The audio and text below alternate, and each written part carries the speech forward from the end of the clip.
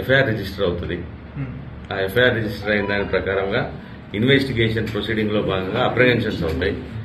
వాళ్ళ confessions base అయ్యో లేకపోతే రికవరీస్ బేస్ అయ్యి ఫర్దర్ సెక్షన్స్ యాడ్ అవుతాయి.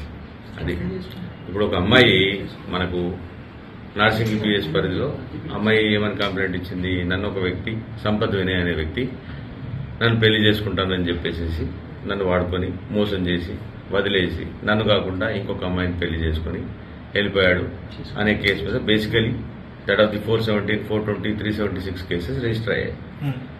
ఆ ఇన్వెస్టిగేషన్ క్రమంలో భాగంగా అట్టి వ్యక్తి ఒక ప్రాంతంలో ఉన్నాడని చెప్పి తెలిసి ఇన్వెస్టిగేటింగ్ ఆఫీసర్ అక్కడికి వెళ్ళగా ఆ క్రమంలో అతని దగ్గర కొంత గాంజా కూడా ఉన్నట్టు తెలిసింది. లేదు, ఓన్లీ గాంజా, అది కూడా స్మాలర్ క్వాంటిటీ దొరికింది. కాబట్టి ఆ క్వాంటిటీకి సంబంధించిన ఫర్దర్ కన్ఫెషన్స్ ఏం తీసుకున్నారు ఏంటి అన్న దాని మీద బేస్ అయ్యి రిమైండ్ లో అవన్నీ కూడా యాడ్ అయిపోతాయి. ఇంకా basically I'm not the investigating officer here in this particular case. ఈ కేసుకు సంబంధించిన ఇన్వెస్టిగేటింగ్ ఆఫీసర్ దగ్గర నుంచి ఇంకా ఫీడ్బ్యాక్ తీసుకోవాలి. ఫర్దర్ గా ఏదైతే క్రిమినల్ కంటెంట్ వస్తుందో ఆ కంటెంట్ కి సంబంధించిన సెక్షన్స్ యాడ్ అయ్యి ఎవరైనా అక్యూజ్డ్ జైలుకి వెళ్తారు.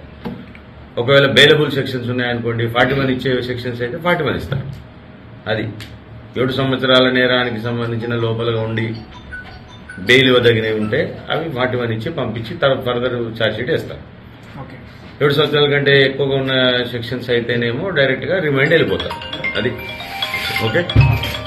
ఇప్పుడు ఆపరేషన్ లేకుండానే మోకాళ్లకు ప్లాస్మా ట్రీట్మెంట్. మీ ఆర్థోపెడిక్ సమస్యలన్నిటికీ రోబోటిక్ టెక్నాలజీ ద్వారా తక్కువ ఖర్చుతో శాశ్వత పరిష్కారం. ఫ్రీ కన్సల్టేషన్, ప్రతి ట్రీట్మెంట్ పై 20% డిస్కౌంట్. ఈ ఆఫర్ కొద్ది రోజులు మాత్రమే. త్వరపడండి. V9 hospitals 9281465842.